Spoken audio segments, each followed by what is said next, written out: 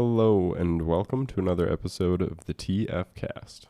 Today with us, we have Ocho, musician, friend. His reputation precedes him. If you're in Mankato and you haven't seen Ocho, then I don't know what's going on. Also, our most mentioned guest on the podcast, for sure. Oh, That is By a true. lot. I think by a wide margin, you've come up more than anyone else. So it is long overdue that we have you here. And let's just get into it with what's going on right now. What do you have coming up in the near-term future? well, I've been getting back out on some patios now that people are allowed to perform out in public again. I've been doing like one show a week, and I got that through the warm season, like through September. So first show I got is Saturday the 26th at Buster's, and that is with Evan Masters is going to be performing at the intermission music. This one's actually indoors, so it's a bit of a raw introduction. But then on the 30th of this month, I got the 507 patio with Ocho being the intermission act, which is myself and Shane Adams, as you know. So I've been getting back out with other people. I'm also playing all of my shows. I'm incredibly lucky to have Kyle Hansen playing bass with me because he's a beast on the bass, and he's just incredibly good to work with. So he won't turn up too loud. He won't be too quiet. He learns all the songs real fast. Oh, he's a well-mannered bass He's player. perfect. Yeah. That's Kyle Hansen. Kyle Hansen. Yeah, he used to play with CJ's in a Funk back in the day. Oh, I know who you're talking Yeah. about now. There was another band that was showing up for a little while to open mic too. Yeah. It was like a 2-piece or a 3-piece maybe. Yeah, he and Ben Wyman. Mm-hmm. Ben would play drums and sing, and Kyle would play bass. And yeah. I forgot the name of that group though. But yeah, and you were mentioning a little bit earlier that these shows are going to be a little formatted a little bit differently than some other things you've done. Yeah, in that, well, Kyle's going to be with me and other special guests. So, before COVID, I was definitely more, since this is my profession, I was focused on, and it doesn't pay a lot. I'm getting sort of like the most amount of money I can out of a gig. So if they're like, hey, will you play at a solo acoustic patio gig, I can get more money because it's just me. Mm-hmm. So I would say, yes, I will do that and leave it at that. And if it's 3 hours, I'd play 3 hours. But I mean, just having this time off this year where I haven't really had any performances, I got a perspective of like, well, taking care of myself would be a good idea. So maybe not playing for 3 hours straight is a good idea. And it definitely is for my voice and for my just well-being in general. I can get kind of cranky because I wear myself out, So it's like a hangover for the next couple of days. Yeah. Because I like to give it my all at the performance, So still doing that. haven't stopped giving it my all, but I got these intermission acts, and I also got people supporting me on stage. So I got Kyle. I had Melody Taylor playing percussion with us. She played with Organic Cowboys and some other groups, I think. So she was playing with us last time, and we also had a group I've been working with even during the pandemic because my wife is in it, so we're in a pod. And Star McKenzie, we're called Sorry I'm Happy. So we've been doing the 3-piece. We got some cool stuff on my YouTube channel. It's Ocho Tunes on YouTube. But we played at our last 507 gig also. So getting a lot of people on stage with me. Yeah. Is Sorry I'm Happy a new name for that group, or is that something that's been, because I've seen that group play before in practice, but I didn't know it was the name. Yeah, pretty new. Before it was like they were Nirvana's backup singers. Okay. So we still do all the Nirvana songs, but we do originals and some other covers too. So Yeah, there's kind of like a lot of bands like orbiting Ocho. So like it's kind of like when you say an Ocho performance, that is like your solo work. Yeah. Specifically. And like what are the things that you like to focus on the most when it comes to like something that you would define as Ocho? Well, like I think that songwriting is a big part of it. It's become less since I've been kind of more of an entertainer and been getting paid for that. Mm-hmm. Which is another thing I want to kind of go back to, because I noticed, it was more of a myth in my head that like if I play covers and stuff, people will like it better. It isn't really true, or maybe it was for a while, but it isn't true now. I mean, the reaction's the same. I think people want to hear some recognizable songs, and then on some level, like maybe what people want to hear is up to me in some way. Yeah, I think there's a little bit of that I sometimes get coming from, like, there's this idea that if something is original, that it should be a better or appreciated in some other way. Yeah. And like, as long as you deliver it with the same kind of like expectation that it's entertainment and people are just there to have fun, I think people like it. Mm-hmm. Sometimes you can just feel like a vibe of like, this is to be, you know what I'm talking about? I like, there are some people who definitely like are part of the audience for their own work as they're performing it. And I think that's where precious. That's the word I would use, is precious. Like, I think that's where that misconception comes from, because people do just want to be entertained. Yeah. And I don't think that having a cover in there is necessary to do it, as long as it's entertaining. Yeah. And I've gotten much less precious about my own work.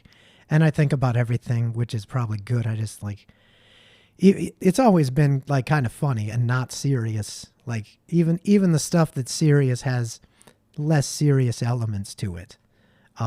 Because that's how I present in life. And it definitely gets into the songwriting. The songs aren't necessarily about me, but they might have my attitude of being sarcastic or just pointing out some kind of irony or wordplay or something like that, like that is not serious, but still, like I used to say, there's a lesson and a joke in every song. So it's like that. It's like there's something to be learned if you want that, or if you just want to be entertained, there's that. That's what I would aim for with original songs, and I honestly think I've gotten better at it and written less. Like it's like I could do much better now than I've done in the past, because I have all this perspective, and the stuff that I'm working on, it just stays. It stays like half finished, but it's better. So like, it's up to me at some point to bring that out. Mm-hmm. Yeah, and you do comedy as well, right? Is that still a thing? Yep. I mean, comedy, live entertainment hasn't been much of a thing, but perhaps it is now. The last comedy gig I had, though, was sort of right before COVID. It was January of 2020. So. You were talking about it was what were we just on? It was talking about the shows and music. I was going to ask about something. We were talking kind of about like the philosophy of the difference between what is like an individual Ocho thing versus all the projects that you're involved with, because it's staggering the number of things that you've either been involved with or started. Did you just get caught up in all that through open mic, being exposed to so many new people and artists and different vibes, or was it how you like to explore music too? It was, again, like, this is never an interesting answer, but it was like for business, because when I was started to be like, okay, I'm going to do this for a living, and I was phasing out my day job and whatnot, I was like, well, I'm good at being a singer-songwriter and presenting that, and I can make some money from that.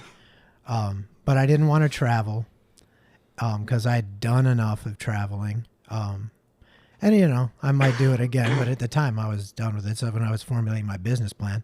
So I thought, well, if I'm going to stick around here, I can't necessarily play every week or twice or 3 or 4 times a week. Like doing that, it's going to lose interest, So I was like, well, I have to do some other projects then, and include other people, which is an appeal, and then other kinds of music and do covers. And so that's when Betty and Ocho started, and that's when It Came From the 80s started, and that's when Nirvana started.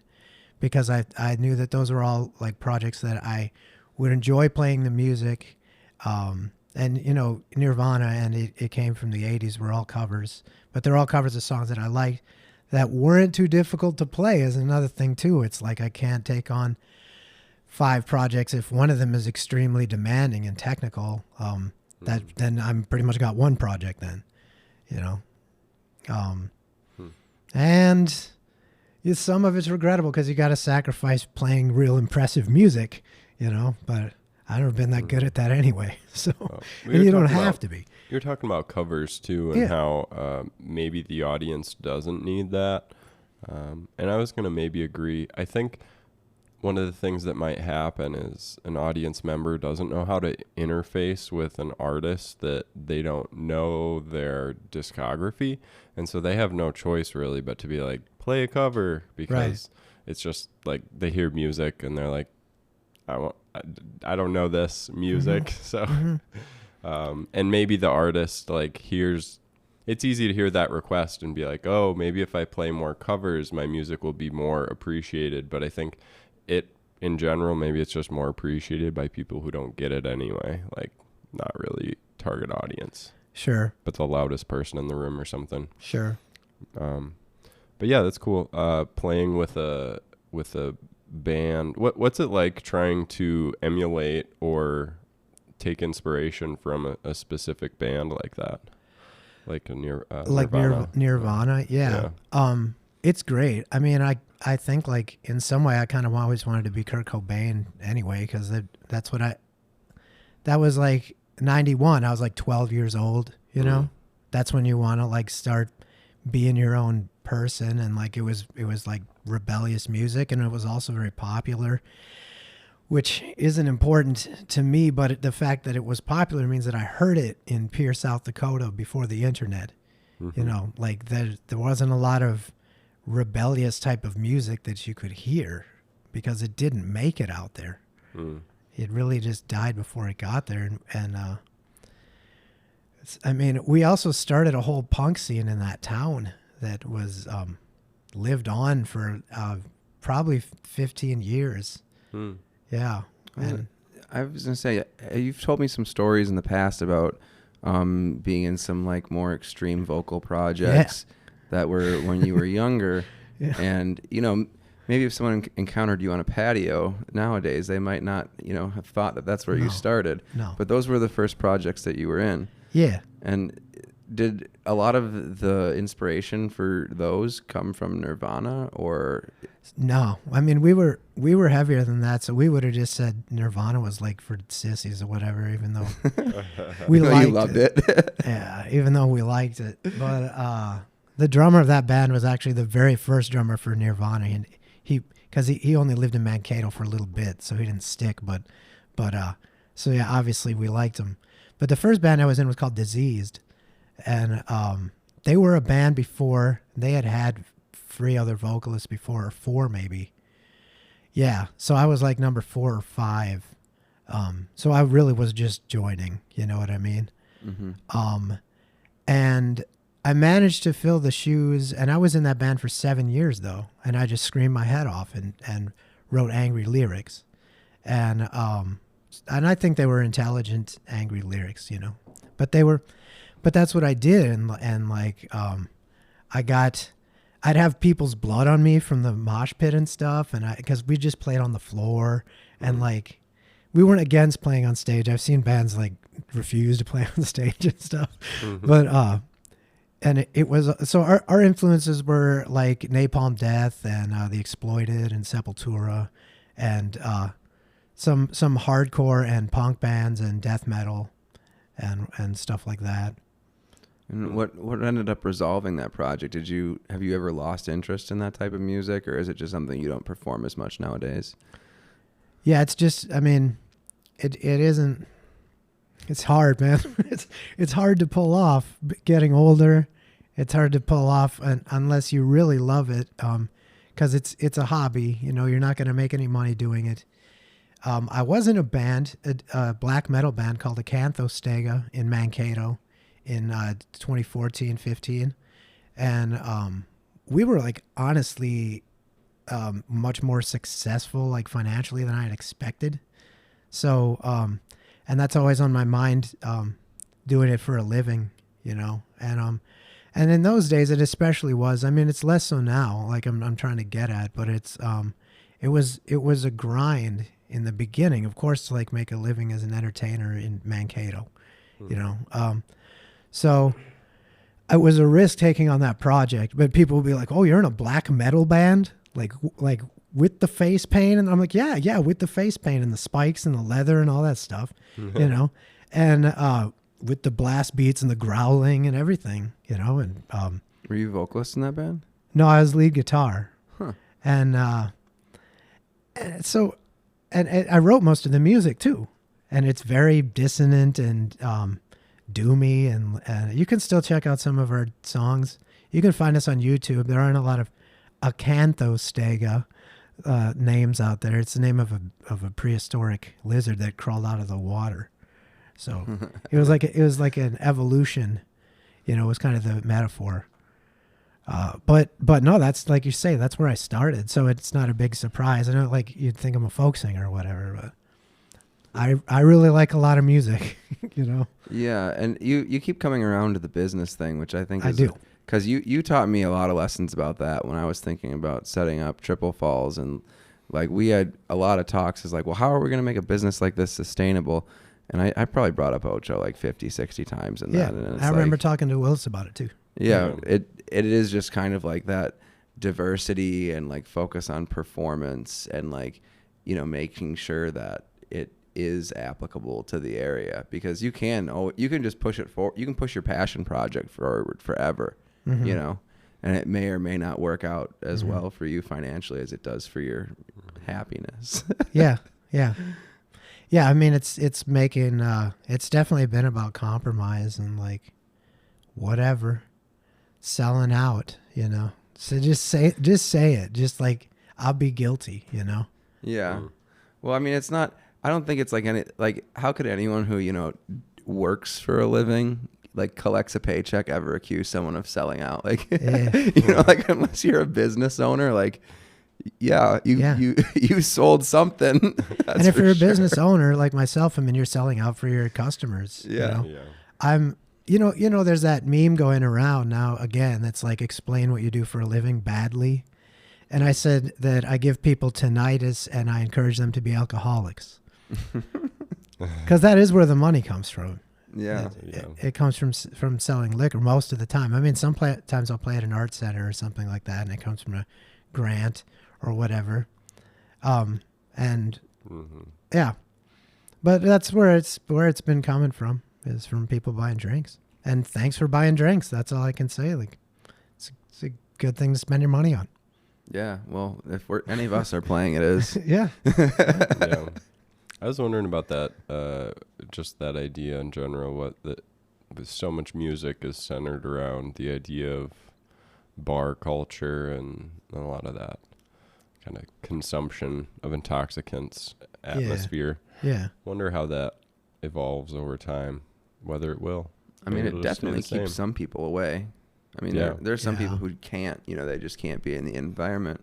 It would be cool to have some kind of like medium-sized venue in Mankato. Like, imagine like a small Vetterstone somewhere where like people could get on stage and just play for the public if they wanted to. Yeah, just in a park or something. Yeah. I mean, places exist like that amphitheater in Sibley Park could be that. Amphitheater in Sibley. I don't think I know it. Yeah, it's right behind the petting zoo. There's bathrooms like attached to it. Oh, it's really? It's just on the ground. It isn't elevated or anything. Oh, I know what you're talking about. I didn't like think about that as an amphitheater, but now that I do, it is shaped like an amphitheater. Yeah. Huh. That's cool. We should go do something out there. Yeah. I'm more down than ever to lose money on projects. So hit me up if you got a crazy idea. I might do it. So. It seemed like when you were talking about some of the projects that you were involved in and experimenting with different ideas, sustainability is an important thing that you think about. Yeah. I wonder if you could maybe connect that with some of the other projects you've done, whether it's like an open mic opportunity or you've done karaoke too, where you've just like, are those... I know with open mic especially, you're like very active and kind of making it a really great time, which is super cool. We could talk about that too, but I'm wondering about just with those projects, like whether you see that as a good way to combine your artistic interests with like a profitable, sustainable business, and how you consider that kind of thing. Yeah, well, I mean, I definitely think about sustainability, and like part of sustainability too, to speak to that, is getting people that are reliable and not necessarily like, I mean, it kind of helps if people are popular, and I think that's something nobody talks about that either. Like nobody talks about money, and nobody talks about like being popular, but it's like it's always there. So like it helps when someone's popular in your band, or if someone's a killer musician, that helps in your band or whatever project. But that might not be the most sustainable thing necessarily, because someone who is just going to show up and like be sober and stay in town and not like have 5 kids and decide like, oh, I'm not going to do this anymore. You know, someone who's kind of in it, and you can't make anybody commit to that or predict it. But if you're thinking about it from that mindset, you know, then it's going to be more sustainable. You're going to have that for years. So like Sorry I'm Happy is Betty, whom I married, but we started out playing music together. And then Star Mackenzie, whom I started out playing music together, and it was 11 years ago now. So like she's been singing with me for that long and playing keyboard. So like that is, you can't ask for a better friend than that, or a business partner, you know, and you guys got that vibe too. Like you're in it together. You're like a wrestling tag team when I think about you. Like you're iconic as a pair, you know?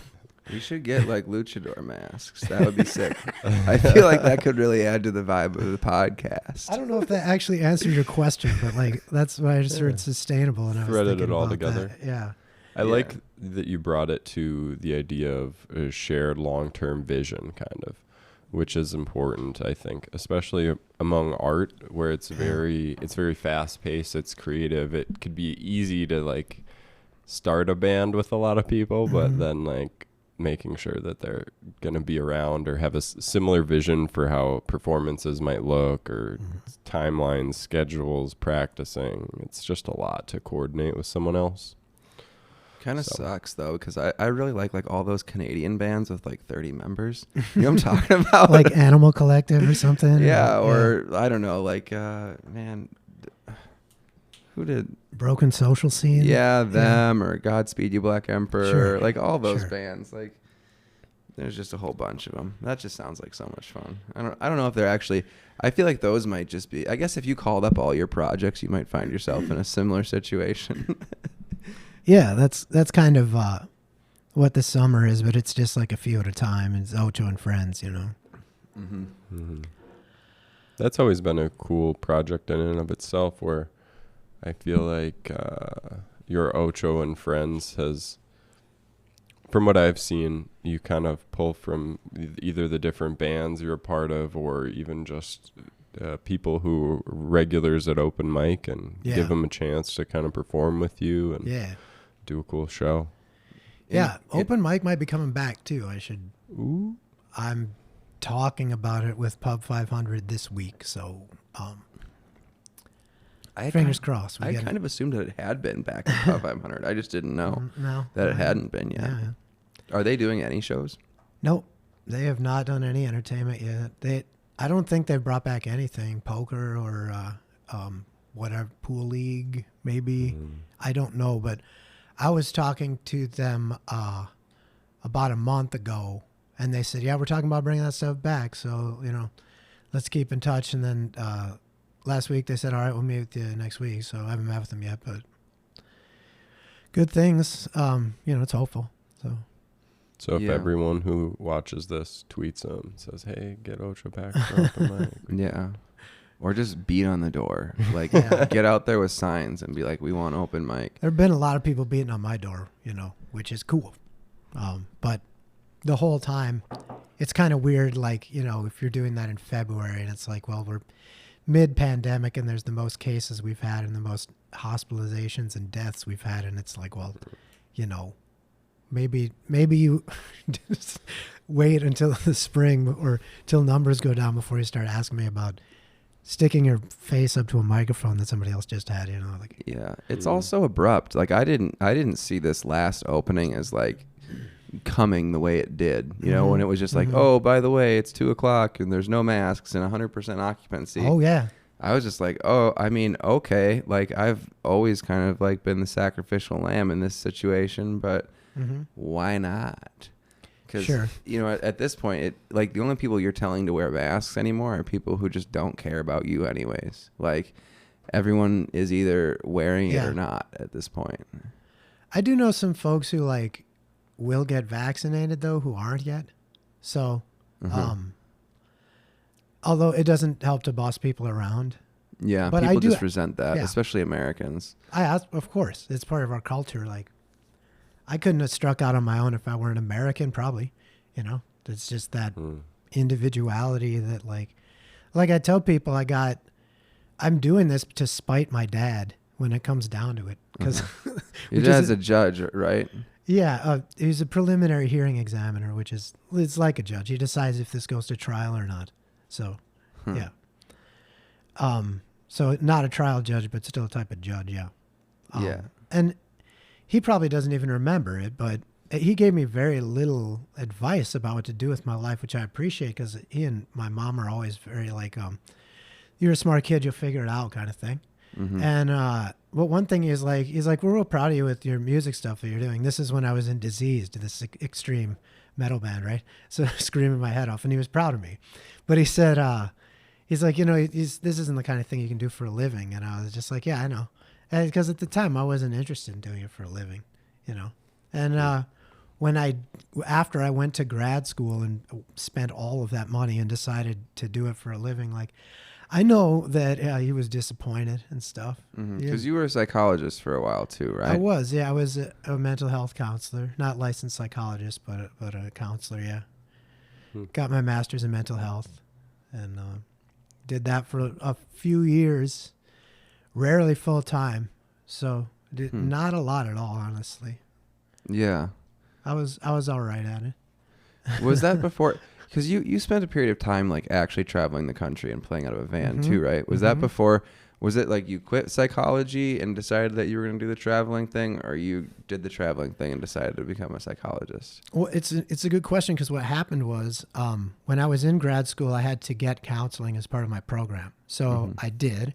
I don't have any mental illness. So I just obviously have stuff to work on, and everybody does. And I think you should go to therapy if you're well or sick or whatever. Like if you got good insurance, you can, or if you can afford it or whatever, like go, because it's great for you. If you find the right therapist, you know, it's like you might have to shop around. But anyway, that's just a plug for therapy because it did so good for me when I was in school and they were like, you have to go 10 times, you know, like fine, I'll go 10 times. I mean, I went 50 times. You know, I went every week for a year, and what I learned was that about myself was that I was just doing Plan B. You know, I was like, this is Plan B. Like this, what I would really like to be doing is getting up on stage and making people clap and laugh and enjoy themselves like in that way. And I just thought it couldn't happen. You know. Yeah. So the plan was, I will go, since I didn't spend all of my student loan money, I'll take it and I'll go on tour for a year. And then when I lose all that money, I actually made it last like a year and a half. So when I lose all that money, then I'll go to work. And that's what I did. And then I still was doing gigs, and I was like, you know, just formulating the plan. I was like, yeah, I can do it now. When I knew I could do it, I could do it. And then I cut it loose. I cut my career loose and started my new career. Yeah.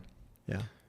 It's funny that you say that thing about, or it's not funny. It's more just like, I see that a lot with the Plan B thing. Yeah. Because it's almost startling dealing with MSU students as much as I have working in the bar scene. Sure. Where you talk to them about their plan, and it's almost like they yell. Everyone tells you about like what you're like, manage your expectations after college, and this is what the job market is like, and this and the other thing. Sure. And like their plan seems to often be to graduate. Like, I'm just going to graduate. Yeah. And like it does kind of just sound like that plan B personified thing. Like, you know, it's the safe thing to do is graduate, or at least that's what you're told. But like, you just kind of like stay dreaming, you know, especially at that age when your brain is so active with like ideas of what life could be like, because you just haven't done the whole thing yet. Yeah, I mean, luckily, I mean, I think it's just poor, like in this country, probably throughout. I mean, I don't know what all the schools are like, but it's just poor preparation for making a living. Other than the things that you learn, like do what you're told. I mean, sit in the chair and then get up and have lunch and then go back to the chair, and like that's all good. That's all good for making a living. Excuse me. It's all good for making a living, but like I didn't learn anything about how to like be self-employed, or I didn't know what my career was going to be like until I started doing an internship in grad school, you know, like my second year of grad school. Like that's 6 years into my higher education, you know.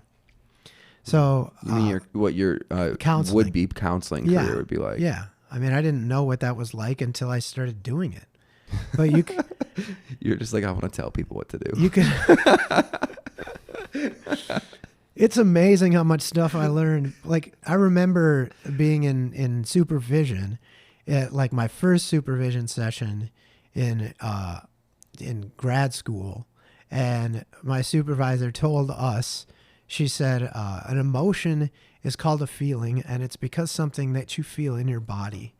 And if someone says that they're feeling like you're being a jerk, then they're not paying attention to their feelings. They need to be directed to their feelings.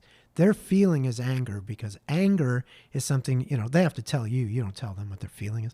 But their feeling is something you feel in your body. When you're angry, you feel like, I feel this warmth in my chest and this like activity, like this electricity. Some people see red, some people's vision narrows. You know, if you're sad, you feel heavier.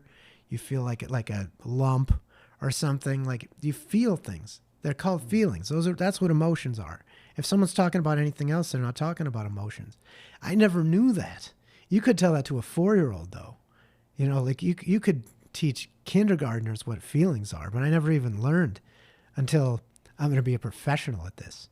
You know what I mean? That is true. I don't think I received any emotional coaching, like outside of like just talking to people. Yeah. Where you realize that some people just don't like, and it is like the number one skill. Like, being able to talk to people is probably the most important skill I think anyone could possibly have. Because otherwise, like, I guess you could work on commissions, or, you know, like you could be like the best guy on Fiverr or something if you don't ever want to deal with people. But I mean, I don't know. Yeah. Like, it's crazy that we don't talk about that, or like we don't have ethics in grade school classes, or talk about philosophy. Sure. Because like the why is really important to children. And I think when they get into like the more of like, you need to make your own decisions, the why bomb kind of drops. You know what I mean? Like, all of a sudden, like, you are accountable for your why instead of like everything else. Like, you've jumped through hoops your whole life, and now all of a sudden it's like, well, what, you didn't think that was going to happen? Like, like, this is the obvious path. Yeah. And I feel like millennials have gotten that right. Like, they've noticed it and called it out endlessly, you know? And that's great, because like I was thinking the same stuff in 1996, you know? I was like, boy, nobody really has prepared me for any of this. It's like I'm supposed to go to college, and because I'm smart, you know? Yeah. Because I'm a smart kid. I'm supposed to go to college, and this is going to be better for me later, you know? Like, how do I know what career I want? How do I know, like, what to study, what to, like, to get there, you know? How would I know that? No one has prepared me for that at all, you know? Luckily, I kind of figured it out, and I am pretty smart, and I am also, like, have a pretty strong will, and I can I got to know myself and what I want to do, you know. But I mean, ironically, if I hadn't studied counseling, I wouldn't be able to do this, because I learned so many things, like about how to talk to people, like you say, you know, like, and I learned how to be assertive, which is important in business. I mean, it's key, and to listen to people, you know. And if you're trying to make people happy, just listening to people and figuring out what they want, you know. If I can make my employer happy and I can make an audience happy, then I'm good. As long as I'm happy too, you know. Yeah, until you find out everyone wants to hear Wagon Wheel. And yeah. That's the key to happiness. That's a good thing about humor, is like you can, if you got a good joke about how everyone wants to hear Wagon Wheel, then like you do just now, like, then you don't actually have to play it. You know? you can just kind of riff about Wagon Wheel for a second on stage and whatever. Yeah, they can just pine for it. Yeah, I mean, there's that Axis of Awesome. They do this 4-chord song medley. Oh that yeah, lasts forever. Yeah, Wagon Wheel's in there. I mean, you could just play any song with that chord progression. And throw Wagon Wheel in there. Yeah, I like to do that. Like Skulls by the Misfits has that same chord progression. So if someone wanted to hear Wagon Wheel, I'd probably play the Misfits, and then I would sing a verse of Wagon Wheel, and then go back into the Misfits, and not really finish it. You know, that's the 1-5-6-4 thing, right? I'd have to have it. I think it's 1-6-4-5. Is it one? I don't know. It is 1-5-6-4. Yeah, you're right. Yeah. Yeah, I there are a lot of songs just like that. Yeah. Don't Stop Believing. I don't know. There's a whole bunch. Mm-hmm. If I can jump us back into some music stuff, I think with your role as a host for open mics and stuff, I'm sure you've had a lot of new and aspiring artists kind of come across the stage. Mm-hmm. I wonder if there's, I don't want to say advice exactly, but I wonder if there's like something that you see happen often, and then whether you've had experience with people who kind of find out their thing, like what you'd tell someone who's following that path a little bit, who's searching for their own artistic. Sure. Is this people who are trying to like succeed by like getting seen as artists, or are this people who just want to like create? Or well, I wonder if you see more of one thing and then people switch to the other thing, or because I think usually people start with the vision that they want to become some kind of sensation. There's a lot of that. I mean, especially now, I think, because of all that TV, because of that American Idol and The Voice and all that stuff, and it's like that's been a boon for hosting open mics, which, you know, I've done for 10 years in Mankato, and before that, I mean, my first open mic I hosted was at the Coffee Hag in 2000. So I mean, we could say 20 years, you know. But consistently for 12. But the thing about that is like a lot of people have gotten to want to be popular, and that's been good to get them up. But that isn't my attitude at all. It's just like, I'm just making this available for you, and you can use it how you want. So if you want to use it to like get those chops and be a polished performer and look pro to people, you can. But if it's also just like your hobby, you can do that too. I mean, I do try to manage some of the more obnoxious stuff, but I don't really ever deny anybody any stage time, and some of it surprises me, you know. Like Memphis Steve, people love that guy, even though, I mean, he's patently obnoxious. I wouldn't really say like there are other words to describe him, but that would probably go in there somewhere. Yeah, it's like avant-noxious. Obnoxious. Yeah.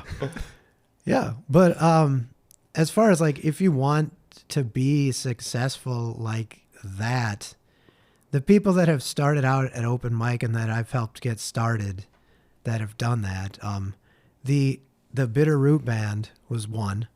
Kind Country was another one. And Irie Mines is another one. And while like I did help those guys get their start, they did not need my help. There's no way that me doing that was necessary for them. They could have done that with or without me. So like I would say don't rely on it, but keep it as a thing you do. And Bitterroot Band got really popular, and they've gone through some member changes and stuff, but like they play the festival circuit and all that, and they were at the Savoy open mic that I did which is 507 now, and Moonshiner before that.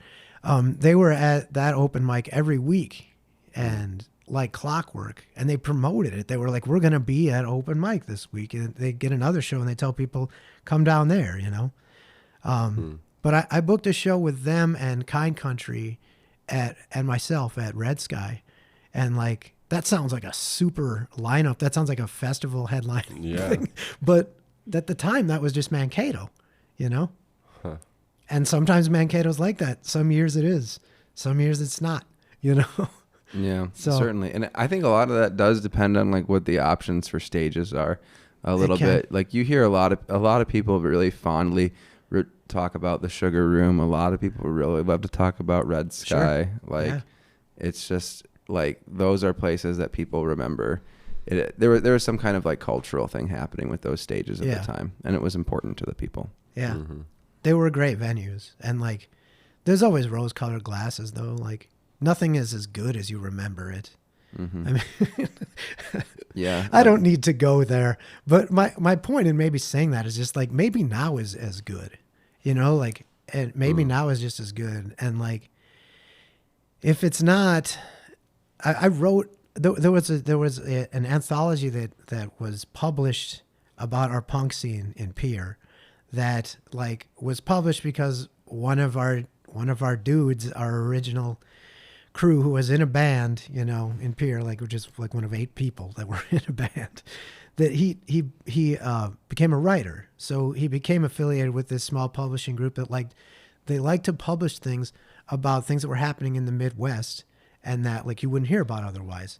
So our punk scene became one of the things. So I got to write for it, and the piece I wrote was called "How to Push on a Wall," and I think it's very important. Like if things aren't happening.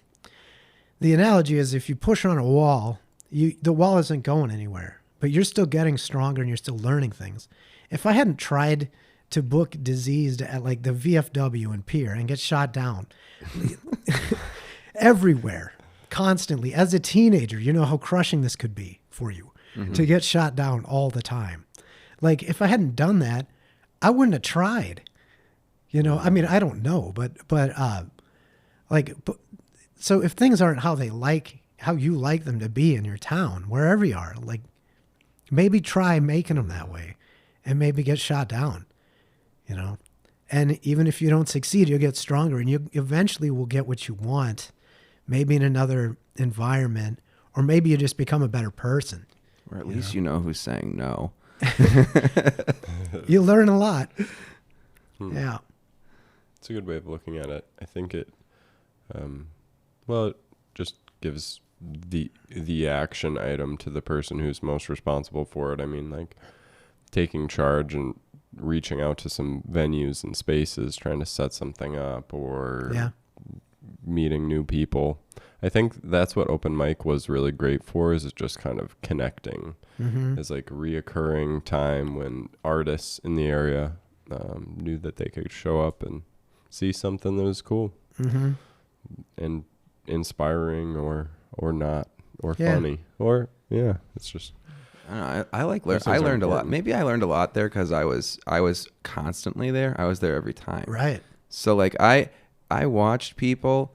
I learned to like some songs that I don't think I would have liked had I not watched the small changes that the performer made over time, and like seeing them make that like creative difference that might have been a word or two, like especially with like lyrical pieces, like watching people like turn a word or two around in a hip hop song, or some of the comedy acts, like listening to Trevor Lee tell the same joke 50 different ways, to me really like got me into his perspective on how comedy should work. Even if I didn't like every delivery, like I could at least see why he was changing the thing, you know, maybe how I would imagine his perspective would be. And like, I don't know, it's like a very interesting, it's an interesting space because it exists in between like performance and practice and like all the different things. I definitely miss open mic a lot. Yeah. It's those rose-colored glasses. Yeah. Because I probably didn't get done with work on Thursday night and be like, damn, I wish I could do that again. Sometimes I did and sometimes I didn't, you know? Yeah. Yeah. Sometimes I leave, and it happens all the time, like so inspired, don't want to sleep ever, you know? Just like that was whatever I was doing. It's like that was the most beautiful thing. And I usually write about it during those times because that's the stuff I want to remember, you know? And then sometimes I'm just really broken too. So like the whole, I think on every level, I think the entertainment industry is like, there's a lot of emotion in it, you know? There's a lot of emotional people. It's like the theater kids that I hung out with in high school. Like they're very dramatic people, you know? And like I like to just say there's ego, you know, which it sounds like somebody's arrogant or something, but like, even if you have stage fright, like I just call that ego too. It's like, if I'm nervous, that's ego. That's me being self-involved. That's why I'm nervous. You know what I mean? And it isn't a put down or anything like that. It's just something that happens to people when you're going to get up in front of other folks and perform something because you got a bunch of people looking back at you and you're an animal and it's like being stared down by a pack of wolves. And that's where your body goes like, got to do something about this, man. You're going to hide or you're going to fight or you're going to do something right now. And that's the feeling. That was the feeling when I got in front of these cameras. Mm-hmm. Actually, that's probably the most important lesson that you've ever taught me personally is there's one time we were playing some covers, you, me, and Megan, and you said the worst thing you could do is stop playing. Yeah. And like I have taken that advice into other parts of my life in a real way. Yeah. Yeah. So Keep going. Yeah. And I think it might have saved me that day too. I don't think I was ready on one of those. Yeah. And if you do stop playing, just make it look on purpose. Like, yeah, I don't do this part. 1, 2. Sure. Yeah. This is the breakdown right here. I'm sitting it out. Right in the middle of the chorus. There's breaks in the middle of choruses, you know. Usually it's like the last chorus, you know. There's a break. Yeah, it happens. Are there any, I guess, projects or ideas, musical or otherwise, that you're excited about coming out of this here? Interesting last year or two we've had? Yeah, Garcho is the one I've been working on. It's a hip hop project with myself and Ogar, so it's called Garcho because we took the O's out of both of our names. Okay. I was telling you guys earlier, Ogar was a drummer for Face of Oblivion and for Septicemic and Glutton for Punishment and a number of other Acanthostega also and a number of other metal bands, extreme metal bands, and he gave up drumming, and he's always been a fan of other music, as have I, and we've always been good friends. And he wanted to sort of like write some things, and after he was sort of like said he didn't want to write so much, he just wanted to perform this stuff. I was like, well, I'll write it for you. And he was going to pay me. This was our original agreement, was he was going to pay me to write stuff for him to rap. And that started, and that happened like for a bit. And then I was like, why don't we just do this together? And he's like, I don't know if I'd be holding up my end. I'm like, just hold up your end. You're in the band, so do whatever else you got to do. If you feel like you're not doing enough work, like whatever. He does plenty of work. You know what I'm saying? Like he's one of these guys that is like, that I know I have a bond with and that this could last a long time. You know what I mean? And that this, like I was saying, this is like a working relationship and a friendship. So we've been writing, it's been so far sort of emo hip hop.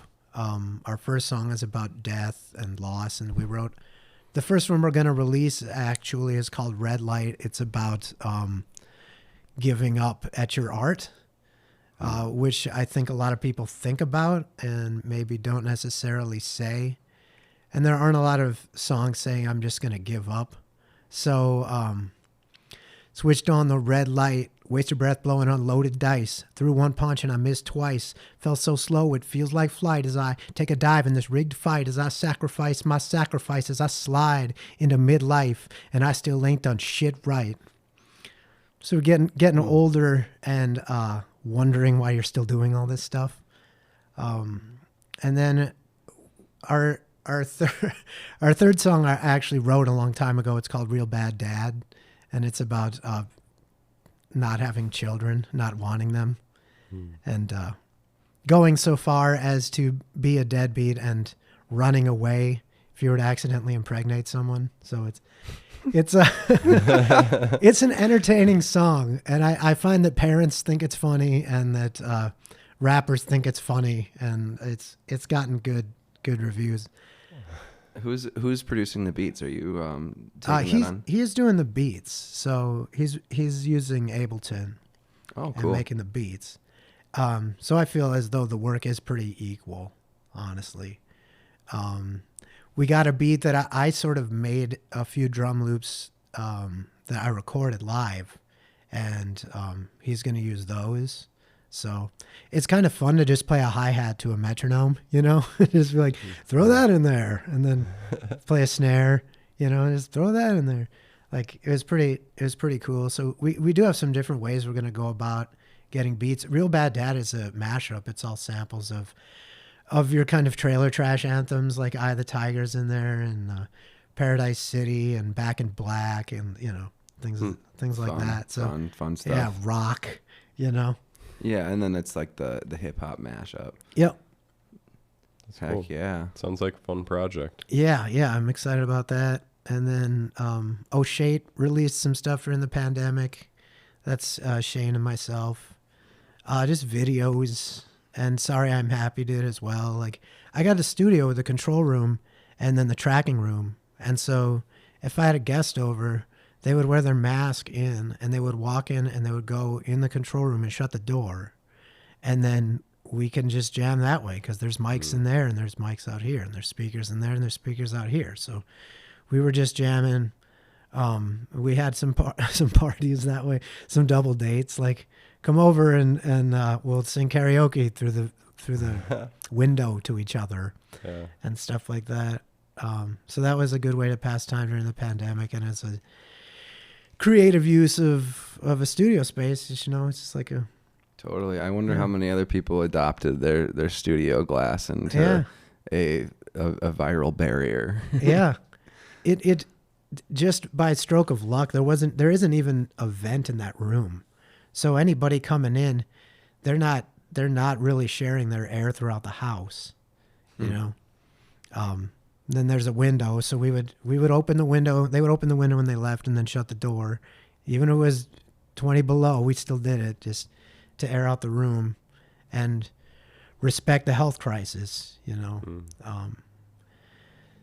So O'Shea got some stuff done, and Sorry I'm Happy got some stuff done, and Garcho got some stuff done, and Betty and Ocho. We live together, so we didn't practice that much, but whatever. We've more been practicing if there's gigs, so we're practicing more now. We got Spiral Brewery in Hastings. That's coming up. That's the only real Betty and Ocho show, and I think we're doing Pleasant Grove Pizza Farm too. But shout out to all the venues, for real. Even if I don't necessarily, maybe I'll just list all my shows. It seems like things are winding down. So Sunday, July 4th, 6 to 9 p.m. at the 507 with Braden Salisbury. And all these are with Kyle Hansen also, if you want to see him on the bass. Tuesday, the 13th at Mankato Brewery with Evan Masters, probably 6 to 8 p.m. Thursday, July 15th, Pleasant Grove Pizza Farm, 5 to 7 p.m. with Betty. Wednesday, July 28th at the 507, 6 to 9 p.m. All these patio shows are dependent on weather too, so you should plan on coming to all of them just to make sure you can make it to one. That one's with Mac and Cheese on July 28th. It's also Shane's birthday, so he's going to be there.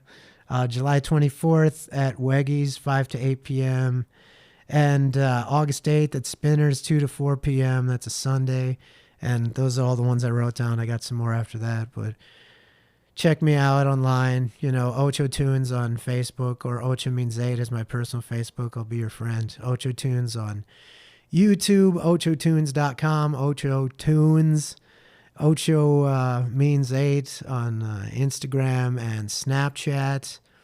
And that might be it. Nowhere on any music streaming, nowhere on Spotify or Apple Music or anything, but I got music on YouTube, which YouTube remains the best way to listen to music in my mind. So maybe I'm 43, I don't know, but it's still like such a good platform, because you can read comments, which are terrible if you're like looking at some political thing or some current events thing. But if you're looking at like, I was at that show in 1976 or something, I mean, that's great. You can hear somebody's story about how they met the band or how they worked with them. Like, people leave those in YouTube comments all the time, and half of them are lies, but listen to music on YouTube. Ocho Tunes. Cool. Prime example. Yeah. Oh, you just answered all of our outro questions. So I thought it might be wrapping up. So yeah. So I think we will. We'll call it there then. All right. Yeah. Thank you very much for joining us. It's been such a pleasure. Thank you. Like, I don't know if other people say this because I don't listen to the end either, but like, thank you for giving people a voice. Like, I have so much stuff that I can say about myself and what I've been doing, and like, people listen to you in general for a little bit, not for this long. Mm-hmm. You know what I mean? If you want to talk about yourself. So like, thank you so much for doing that. Well, we're glad to have you, and we hope to keep doing it for a long, long time. All right. I hope so too.